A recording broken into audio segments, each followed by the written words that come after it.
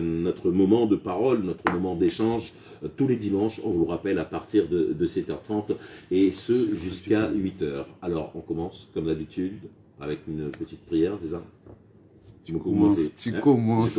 Voilà, c'est comme ça que j'aime. Tu commences à apprendre, même si tu as oublié ta Bible, mais c'est pas grave. Ça commence à rentrer. Donc on remet ce moment à l'Éternel Dieu, qu'il nous seconde, qu'il nous assiste, que son Saint-Esprit soit avec nous et que nous puissions porter la parole dans la paix, dans l'amour, et que les auditeurs qui sont actuellement à l'écoute puissent recevoir et comprendre le message que l'on souhaite faire passer. Amen. Amen. On peut dire Amen. Mais bien sûr. Tu peux répéter Amen, Amen, Amen. C'est top moulé. Ça veut dire oui, oui, oui, oui, oui. Tout simplement. Impeccable. Alors. Le thème de ce dimanche, encore une fois, qui est Femme de l'ombre et de lumière. Là, nous sommes dans la seconde et dernière partie. Comme je disais tout à l'heure, j'ai pris pas mal de notes parce qu'il est important que l'on puisse boucler complètement le thème. On va parler du rôle de la femme, mais aussi du rôle de l'homme. Parce que l'un ne va pas sans l'autre dans le foyer. Et on va découvrir qu'à travers le sujet, le foyer, la famille, découle la société. Donc on peut se poser la question, si la société va mal, est-ce que c'est qu'en règle générale, les familles vont mal? Voilà. Tout de suite, pour rentrer dans le vif du sujet, on va prendre la parole, puisqu'on se base et on s'appuie uniquement sur la parole biblique. Éphésiens 5 au verset 22. Éphésiens 5 au verset 22. Et la parole, ce verset nous dit, « Femmes, soyez soumises à vos maris comme au Seigneur. » Femmes, soyez soumises à vos maris comme au Seigneur. Quand on entend le mot « soyez soumises », automatiquement, ça peut faire bondir. Mais la compréhension de l'homme et la compréhension spirituelle de la parole est tout autre. Et on va le découvrir tout à l'heure. Quand on lit... Soyez soumis, soyez fait, ça nous dit fait. Voilà, ça c'est la compréhension de l'homme. Mais je vais t'emmener à la compréhension spirituelle, celle du Saint-Esprit, celle que Dieu veut que nous entendons. Et fais attention, tout à l'heure, tu risques de bondir quand tu vas comprendre le rôle que tu as dans la famille. Donc là, Dieu donne à la femme une tâche. La tâche d'aide. D'aide de son mari. Et lui demande de se soumettre à lui. Voilà ce que Dieu demande à la femme, se soumettre à son mari. Et cela comprend des devoirs. Donc j'ai noté, j'ai pris des notes et que je vais vous donner. Donc le devoir de la femme dans le foyer, c'est l'amour, le respect, l'assistance, la pureté. Je te laisse libre choix de tes pensées, mais ça fait partie, ça contribue. On n'est pas con. Maintenant, quelle interprétation que l'on donne à cela, on le verra. La pureté, la soumission, le développement d'un esprit doux et paisible, être une bonne mère et une femme d'intérieur. Faire le repas. Mais je peux dire que les hommes cuisinent très bien. Voilà. Donc voilà ce que la parole nous dit quand elle nous dit « Femmes, soyez soumises à vos maris comme au Seigneur ». Ensuite, nous allons prendre le deuxième verset. Donc, le verset 23, ce n'est pas le deuxième, c'est le verset 23, juste en dessous, qui nous dit « Car le mari est le chef de la femme, comme Christ est le chef de l'Église, qui est son corps et dont il est le sauveur. » Le mari est le chef de la femme, comme Christ est le chef de l'Église, qui est son corps et dont il est le sauveur. Ce sont des paroles qui sont fortes, puissantes.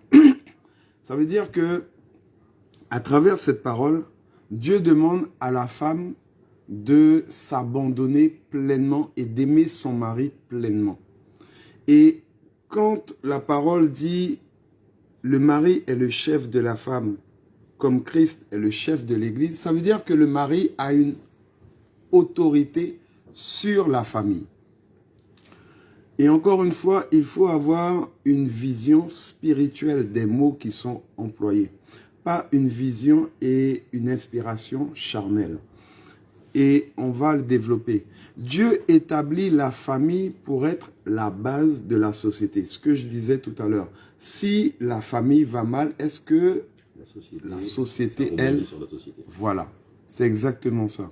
Donc, pour que la société aille bien, il faut que la famille aille bien. Il faut que chacun trouve sa place.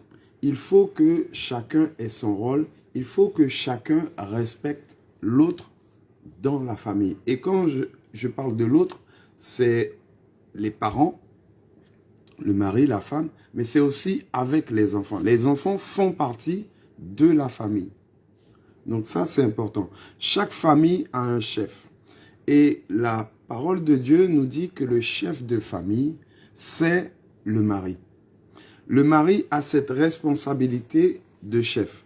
Cette responsabilité doit être exercée dans l'amour, la douceur, la considération pour sa femme et sa famille.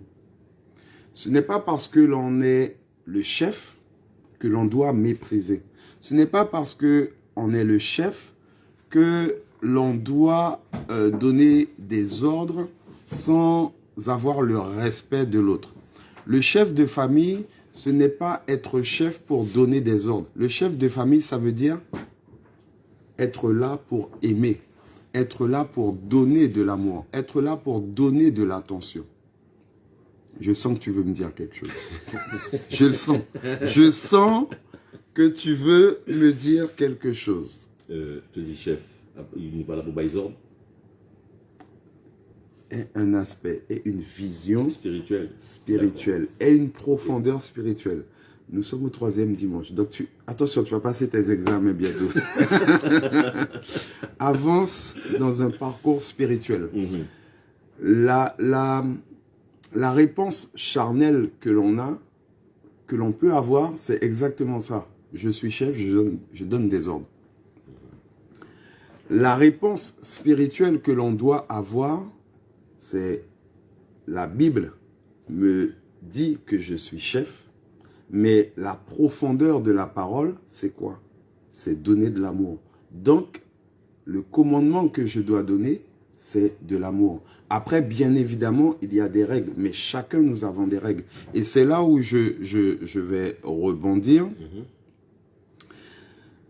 Je vais lire 2 versets. Le verset 25, on est dans Éphésiens 5. Le verset 25 nous dit, écoute bien, Marie, aimez vos femmes comme Christ a aimé l'Église et s'est livré lui-même pour elle. Marie, aimez vos femmes. Là, tu vois, je te vois souriant, mais bizarrement, pas comme tout à l'heure. Marie, aimez vos femmes comme Christ a aimé l'Église et s'est livré lui-même pour elle. Qu'est-ce que Christ a fait pour nous? Qu'est-ce que l'Éternel Dieu a fait pour nous? Il a sacrifié son Fils sur la croix. Donc, si la parole nous dit « Marie, aimez vos femmes comme Christ a aimé l'Église », ça veut dire que, quelque part, l'homme doit se sacrifier jusqu'à en mourir pour sa famille, pour sa femme. C'est ça, être chef. C'est pas donner des ordres et puis être assis, rentrer, ah ouais, le repas n'est pas prêt, ah ouais, oh non mais, c'est pas... Il y a un problème dans la maison, pour arriver, mon parti depuis mon montant, il n'est pas fait. Bon, en fait, non. C'est pas... Marie, aimez vos femmes, voilà, comme Christ a aimé l'Église. Sacrifie-toi pour ta famille, sacrifie-toi pour tes enfants, sacrifie-toi pour ta femme, sacrifie-toi pour le foyer. Chacun a son rôle. Quel type de sacrifice? ta femme a besoin de toi, ta femme est en danger, ton enfant a besoin de toi, ton enfant est en danger, ben tu dois trouver la solution, tu dois te sacrifier. S'il faut que, je sais pas, alors je prends un exemple, ta femme est partie le matin. On est dans une famille, tu es chef. Oui. Ça veut dire que tu dois donner l'exemple. Je rebondis par rapport à ce que tu disais tout à l'heure, l'expression que tu avais. Ta femme est partie ce matin, la vaisselle, elle est là. Ok? Elle n'est pas faite. Mais quand tu rentres, le repas, il est prêt. La vaisselle n'est pas faite. La vaisselle n'est pas faite. Problème. Non, il y a un problème pour toi. Moi, en tant que chef, excuse-moi, je vais mettre le couvert, je vais faire la vaisselle. Ah oui, oui, oui, oui. Et je vais l'attendre. Oui, non, oui. Ouais, oui, non, l'attendre au bout. Oui, oui, non, bon, d'accord. Et là, en fait, l'exemple qui est donné là fera que la prochaine fois, ben, ça sera vice-versa. D'accord. Ou la prochaine fois, elle aura eu le temps de faire la tâche qu'elle avait prévu de faire. C'est pas qu'elle ne voulait pas faire, c'est qu'elle n'a pas eu le temps. Ah ouais, parce que ça me posé comme question. Mais Doudou, pourquoi oui, mais pour manger, devoir faire la vaisselle? Oui, mais est-ce que toi, dans toutes tes tâches, tu les accomplis? Et c'est ça la fusion du foyer, de la famille. Est-ce que toi, dans toutes tes tâches, tu les accomplis? Parce qu'on y arrive, hein. Là, on y arrive. Et je pense que tu vas un petit peu moins rigoler. On y arrive. Et au verset 30, je prends quand même le verset 30, parce que nous sommes membres de son corps. Nous sommes membres de son corps. Nous avons vu en première partie, en Genèse, que quand Dieu créa la femme, la femme, oui. Non, l'homme. Il a créé l'homme. Oui. Il a créé ensuite la femme. À son semblable. À son semblable. Ah, c'est bien. Là, les leçons commencent à rentrer. Nous ne sommes pas là pour donner des leçons. Non, non, non, non. Mais tu commences à retenir. Je ne suis pas les catégistes tous les jours. Non, il était bien, tu caté, hein? Oui, il était bien. Tranquille. Nous sommes membres de son corps. En fait, au fur et à mesure que nous allons avancer, nous allons voir que nous sommes dans un échange. Le foyer, la famille, nous sommes dans un échange. Et moi, j'aime dire, parce que j'ai eu ma propre expérience, en tant que mari, en tant que... Nous avons tous eu notre expérience. Et qu'elle ait réussi ou qu'elle ait échoué, nous avons eu une expérience. Et cette expérience-là, nous devons l'utiliser pour progresser, pour avancer par rapport à la parole de Dieu. Poursuivons. En tant que chef de famille, Dieu a confié certaines responsabilités à l'homme. Voilà, au mari. On y arrive. Attention à ne pas tomber. Non, non, non, non. D'accord. Pourvoir aux besoins spirituels et domestiques de la famille. J'ai pris quelques références. Ouais, le temps passe vite. Je vais les donner. Juste pour les noter. 1 Timothée 5 au verset 8. Comme ça, les auditeurs pourront noter et voir après. Pourvoir aux besoins spirituels et domestiques de la famille. 1 Timothée 5, verset 8. C'est la référence que j'ai prise. Ensuite, il a donné une autre tâche qui est aimer, protéger et s'assurer du bien-être de son épouse de la même manière que Christ aime l'Église. Ça veut dire que dans les tâches de l'homme, il doit tout donner à sa femme. En amour. Je parle en amour. De la même manière, j'aime pas ton rire, de la même manière que la femme doit tout donner à son époux. En fait, on se rend compte qu'il y a toujours un équilibre. Il y a toujours un équilibre. Il n'y a pas un qui doit être au-dessus de l'autre ou en dessous de l'autre. Si un flanche, l'autre doit le tirer vers le haut pour le ramener. Si un monte, il doit tirer l'autre avec. En fait, c'est une question d'équilibre. Et c'est le déséquilibre qui fait que parfois, on est tension. Voilà. Vous avez des trois petits pour des fois. Mais c'est utile pour faire avancer. Donc, on rappelle quand même que la tâche de l'homme, c'est de s'occuper et de tout donner. Il est chef. Il est chef, mais Il est chef. il doit tout donner à son foyer. Il est chef. Il est chef. Il est chef. Quand tu es responsable d'un service, s'il y a un problème dans le service, on n'appelle pas celui qui est au micro, on n'appelle pas Malik, on va appeler le responsable de la station. Il est chef. Donc il a des responsabilités et des devoirs. Voilà, c'est pareil dans le foyer. Ou tu n'as mis pas l'école. Ah oui, il voilà. Ou le tuteur. Il doit honorer et faire preuve de compréhension, d'appréciation et d'attention à son égard. T'as l'autopique qui est chivé à force gratter total. La référence biblique, Colossiens 3, verset 19. Il y en a plein d'autres de références, mais j'en ai choisi qu'une à chaque fois à noter. Et, dis-moi, et, lui être fidèle. Ah, bien te répéter et plusieurs fois. Je parle à moi-même. Je ne te parle pas à toi. J'ai l'impression que c'est tombé dans ton jardin. Je parle à moi-même. Je parle à moi-même. Je parle à moi-même. Et lui être fidèle. Et lui être fidèle. Voilà. Fidèle. Comme la femme doit lui être fidèle. Fidèle. Fidèle. D'accord. Fidèle. Voilà. Ok. Ensuite, il y a un point important que je veux aborder. La signification du mot aide dans la parole. Aide, c'est-à-dire?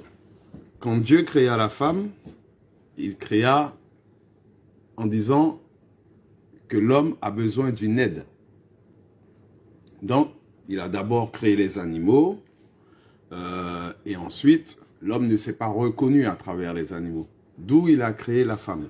Et là, il s'est reconnu.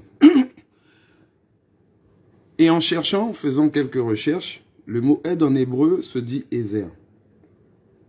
Sauf que, comme je disais tout à l'heure, on doit avoir une vision spirituelle et non une vision charnelle. Une compréhension, une intelligence spirituelle et pas une intelligence charnelle.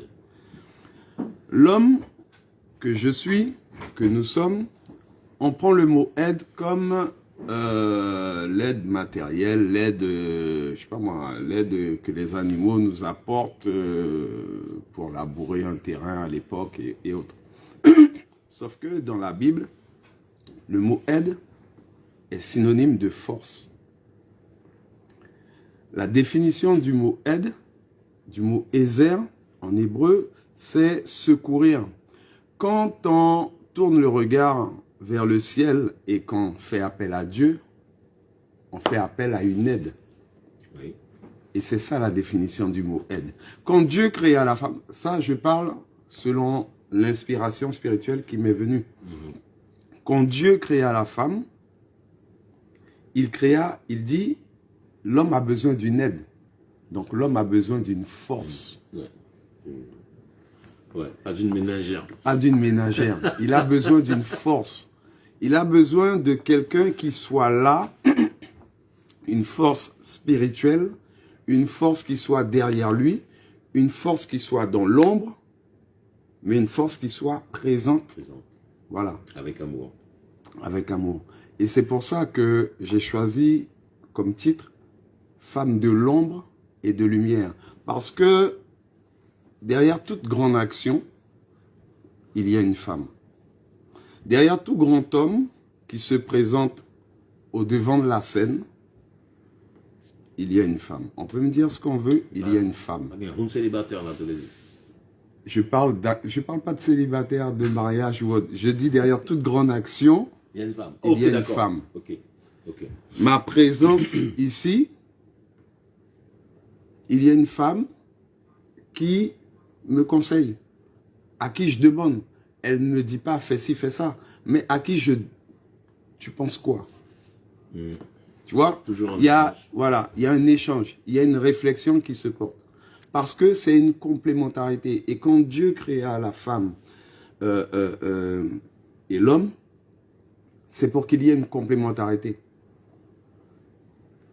l'homme a été créé pour s'occuper du jardin et autres. Et on a vu ça dimanche dernier. Il a observé l'homme, on a dit, on ne sait pas pendant combien de temps. Et ensuite, il a créé la femme parce qu'il a vu que l'homme ne s'en sortait pas seul.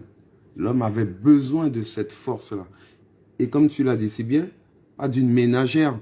En fait, celui qui était chargé de s'occuper du jardin, de labourer, de faire le ménage, ben, c'était l'homme, c'était pas la femme. C'était l'homme. Ouais, il devait tout faire. La femme était là pour apporter la force.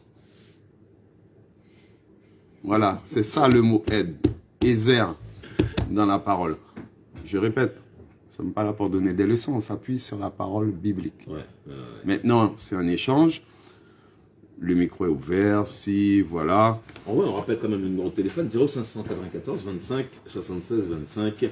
Si vous avez envie de discuter avec Marc, ou encore poser une question, pour quelque chose qui vous intrigue, qui vous intéresse. Voilà. Si nous pouvez. Nous qui répondons, si nous ne pouvons pas répondre, nous qui prenons réponse ça, et nous qui roumenons. Exactement. Voilà. Exactement. Donc, voilà la force que Dieu a déposée en la femme, dans son rôle auprès de l'homme. Et cette force-là, elle se retrouve dans l'église, elle se retrouve dans le foyer, elle se retrouve dans la société. Donc, le rôle de la femme est primordial, capital et important dans l'église, dans le foyer et dans la société. Ce n'est pas une ménagère, ce n'est pas une personne de second plan. Bien au contraire. Aux yeux de Dieu, c'est même la clé de la réussite. C'est ma vision. On peut ne pas la partager, mais c'est ma vision. Maintenant, c'est à l'homme de rabaisser son orgueil pour accepter que la clé vienne de la femme. Pas. Non, c'est ça qui t'aura tout fait. Non, pas ça. Non, pas ça. Ok, d'accord. D'accord. Donc, poursuivons.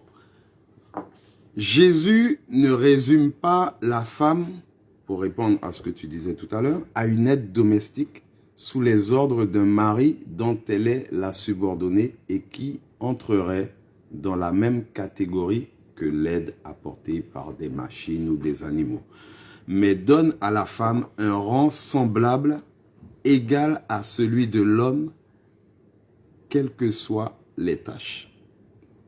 C'est important que tout le monde note ça. Ensuite, j'ai pris un exemple de deux femmes dans la Bible et la réponse que Christ a apportée. C'est Marthe et Marie. Aux yeux de Jésus, la femme tient une place importante dans sa vie, dans la vie de Christ, dans la vie de Jésus, dans la Bible. L'attitude de Marthe et Marie lorsque Jésus demeure chez elles. Parmi les deux femmes, l'une s'affairait aux tâches domestiques, l'autre prenait le temps d'écouter Jésus assise à ses pieds. Qu'est-ce que Christ a répondu, selon toi? Contrôle surprise, selon toi.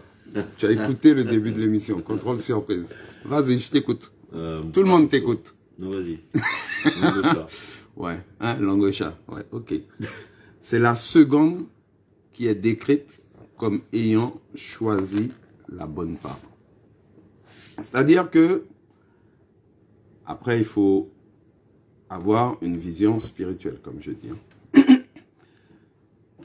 Il y a Marthe qui s'affaire aux tâches ménagères et il y a Marie qui est assise aux pieds de Jésus et qui l'écoute. On a vu dans la première émission que la parole est Dieu, la parole était avec Dieu. Donc, si demain, tu as une... On va ramener à notre temps. Tu as une personne qui arrive ici en radio et qui te porte un message important. Tu vas rester à l'écouter ou tu vas profiter de ce moment-là où la personne parle pour aller faire le ménage, pour aller, je sais pas moi, prendre un café. Ouais, si Vini dit mon bagage important, on va arrêter d'écouter. Voilà. Tu choisis la bonne part. Donc, tout ça pour dire que le rôle de la femme, la force, c'est un résumé en fait. Et on va le prendre, j'avais pris une référence qui est dans Luc, parce que le temps passe tellement vite. Je regarde l'heure là, je me dis non mais Malik, tu as avancé le... Même pas. Tu as avancé le truc, c'est juste pas possible. Tu as avancé l'horloge. J'ai 58 mots. J'ai 58. Non. Mais on y arrive. On y arrive. J'ai pris la référence pour conclure dans Luc 10, du verset 38 à 42. Et c'est Marthe et Marie. Et je vais le lire, on va conclure avec ça. La parole nous dit, comme Jésus était en chemin avec ses disciples, il entra dans un village et une femme nommée Marthe le reçut dans sa maison. Elle avait une sœur nommée Marie qui, s'étant assise aux pieds du Seigneur, écoutait sa parole. Marthe, occupée à divers soins domestiques, survint et dit, « Seigneur, cela ne te fait-il rien que ma sœur me laisse seule pour servir? Dis-lui donc de m'aider. » Là, tu vois, le mot « aider » là, c'est vraiment le mot « aide », tâche domestique, comme tu en parlais tout à l'heure. Le Seigneur lui répondit, « Marthe, Marthe, tu t'inquiètes et tu t'agites pour beaucoup de choses. Une seule chose est nécessaire. Marie a choisi la bonne part qui ne lui sera point ôtée. » Ainsi prend fin le message du jour. Vas-y, exprime-toi. Non. Vas-y, exprime-toi. J'allais dire, tu sais, cerveau, des fois, j'allais dire autre chose. Comme tu as dit, ainsi s'achève le message des boosters. Si. Pardon. Je ne t'en veux pas, Non, tu sais, il y a... Non, mais écoute, Ouais. les Blue Stars sont sur une grande scène. Non, mais écoute bien. Les Blue Stars sont sur une grande scène. Ouais. Tu sais ce qu'on va faire? En fait, on va faire comme les Blue Stars. Un jour, on sera sur une grande scène et on va porter la parole. Et on va porter la parole. Voilà. Eh ben, pas grave. Pas de problème. Veuillez pas bégayer. Par contre, dimanche prochain, pas bientôt. Non, franchement. Non, mais répète, pas bientôt. Mon petit billet, il va. Mon petit billet. Comme t'oublies, mon peut battre une gage. Bon, Réfléchis vite, réfléchis vite. Non, Tu non, peux. il a... Alors, Non, c'est bon. les- Non, mais écoute bien, voilà, écoute bien ce que tu vas faire, parce que tu as vu que, en antenne, quand tu as dit, je ne retourne pas prendre ma Bible, parce que ce n'est pas mon portable, tu as vu que tu as pété ton genou. Ouais. Chacun trouve les signes là où ils veulent. C'est toi qui l'as dit, c'est pas moi. Et en plus, On a fait une ouais, prière, d'ouverture d'émission. Oui. Ok? Je te laisse faire la prière de clôture. Bon, bah, on a fait ça, Margot. Adresse-toi. Tu m'entends depuis 3 dimanches. Tu m'entends. Ça fait 3 seulement. Ah, mais jamais 203, nous sommes au 3e. Ah, Allez, vous- concentre-toi et adresse-toi à Dieu, adresse-toi à ton Père, ok? Dans Alors, ta comment tu fais ça, justement? On peut prier. vraiment des mots. Mais prier, c'est ça. La prière fervente, mais c'est s'adresser à Dieu. De la même manière que tu t'adresserais à une autorité, là, tu t'adresses à l'autorité suprême. Donc, tu remercies pour l'émission, tu remercies et tu demandes à ce que tu n'oublies plus ta Bible, voilà, de t'aider, de t'assister par son Saint-Esprit, et voilà. Nous t'écoutons, À travers tout mon défi. Non, mais nous t'écoutons. Bon, ben voilà, bon Dieu, nous t'es là. Concentre-toi. Tout est bali, on crée pas de pièce sur lui. Il sert à reprendre toute langue. C'est international. Nous t'écoutons. Bien, eh ben, merci, Marc. Non, c'est pas moi que tu t'adresses. Je ne suis pas Dieu. Donc, allez, c'est fait. Voilà. Mais à part mon père. Aïe. Fais comme tu es inspiré. Cesse de t'adresser à moi. Mais je suis pas prêtre non plus, je suis pas pasteur. Ouais, bon. Donc, on va faire la prière. Là, tu as demandé le conseil, mais tu pas aussi évident. Bon, ben, merci pour ce. Merci à vous, Seigneur, de nous avoir permis de nous réunir, de nous faire avoir cet échange qui nous permettra, eh bien, pourquoi pas, de nous améliorer dans la vie. Ouais. Hey! Aïe! Il est debout, il danse, il chante, il est heureux. Bon, un peu... Non, c'est parfait, c'est parfait. Bon, C'est parfait quand même. C'est parfait. Tout ce qui vient du cœur est parfait aux yeux de Dieu. Ouais, l'inspiration, bon Dieu, voyez pour nous partager qu'ils ont tout qui là. Méditez à tout ça. Merci Marc. Merci Malik. Merci aux auditeurs de Radio Pays. On va se retrouver dimanche prochain. T'as déjà pensé Oui, dimanche prochain, nous allons nous inspirer de la vie de Samson. Qu'est-ce que... Non, vas-y, pas La vie de Samson dans la Bible, Malik. Dans la Bible, dans la parole. La parole, bon, la Bible. Recentrez-moi, ça normal. Ça arrive, je sens que tu... Voilà. Non, qu'est-ce que la vie de Samson peut nous inspirer à notre époque? Qu'est-ce qu'elle peut nous apporter? Bon. Donc j'invite déjà tous les auditeurs à aller dans Juge, dans la Bible, et de s'inspirer. Une question... Vas-y, je t'écoute. Donc là, c'est catholique en fait. Non. Une femme j'ai pas compris. On a parlé derrière un grand homme, il y a une femme. Oui. Mais il y a plusieurs madames. Tu veux qu'on parle de l'adultère? Tu veux qu'on parle de... Pas forcément. Par exemple, j'ai des amis musulmans. Voilà. Ils n'ont pas qu'une femme. Alors, moi, comme je t'ai dit, on se base sur la parole biblique. D'accord. Dans cette émission, on ne parle pas de religion. Après, ni de coutumes, ni des différentes croyances qu'il y a. Nous, on s'arrête à la parole de Dieu que nous avons ici et à ce qu'elle nous enseigne. Maintenant, tout ce qui est autre religion, autre croyance, autre, on respecte. Parce que moi, je dis toujours que l'on doit apprendre à respecter l'autre. On n'est pas obligé d'être d'accord, mais on doit accepter que l'autre agisse différemment.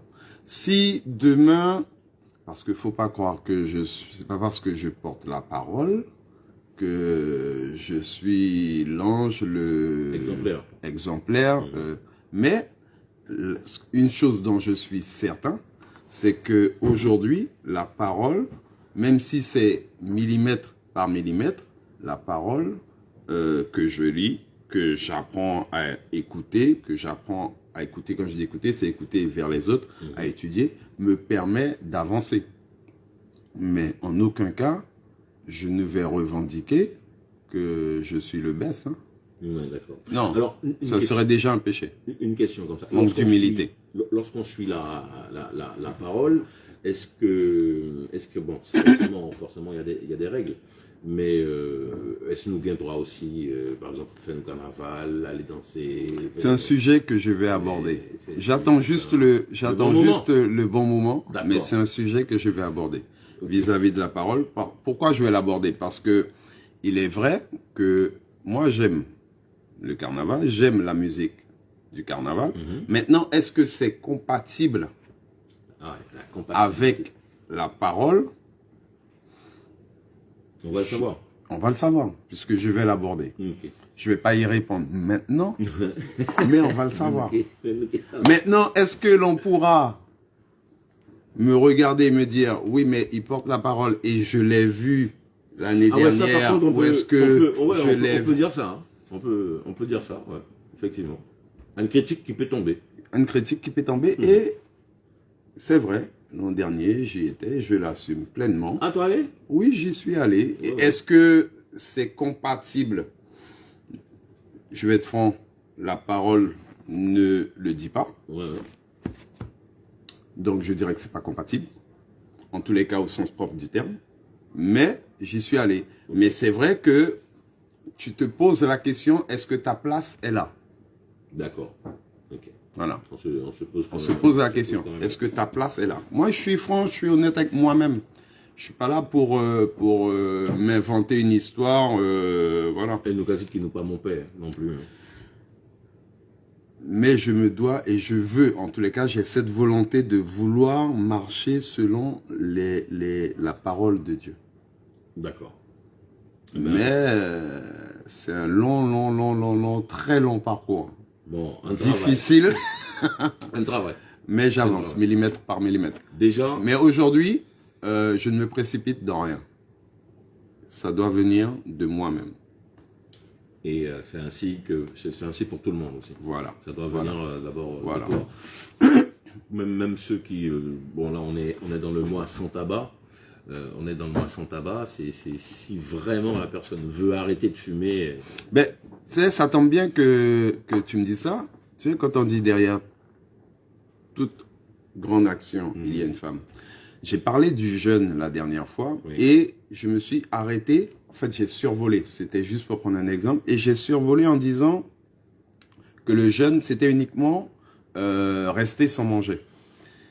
Eh bien, il y a une femme qui m'a interpellé, une femme de prière qui m'a interpellé, qui se reconnaîtra et qui m'a dit, et si la personne ne peut pas rester sans manger parce qu'elle est malade?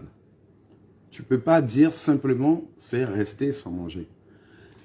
Si cette personne-là fume, justement, elle peut dire, Seigneur, aide-moi, mon jeûne ne va pas être resté sans manger, mais mon jeûne va être pendant un mois de m'abstenir de fumer. Tu vois? En fait, c'est la privation pour rendre grâce au Seigneur. D'accord. Pour rabaisser sa chair. Tu peux manger, mais dès que tu te prives de quelque chose, en fait, qui te tient à cœur. Voilà. C'est ça le jeûne, en fait. Voilà. Okay. Jeûne et prière. En fait, c'est se priver. Déjà, c'est se priver. Se priver pour se rabaisser devant l'Éternel. Se priver pour rabaisser sa chair. Mais quand on parle de jeûne spirituel, moi je dis, et j'insiste, c'est jeûne et prière. Jeûne et prière. Voilà. Merci Marco. Merci à toi Malik. Merci aux auditeurs de Radio Pays. Dimanche prochain. 7h30, 8h. Pas oublier de la Bible. Non, Moulak et tout. Moulak et tout. En fait, je vais pour acheter et puis non. Abstiens-toi de me donner toute la panoplie de ton dictionnaire. Tu risques de t'enfoncer. Merci de nous suivre sur Radio Pays. Nous sommes aujourd'hui dimanche 27 novembre et il est 8h10.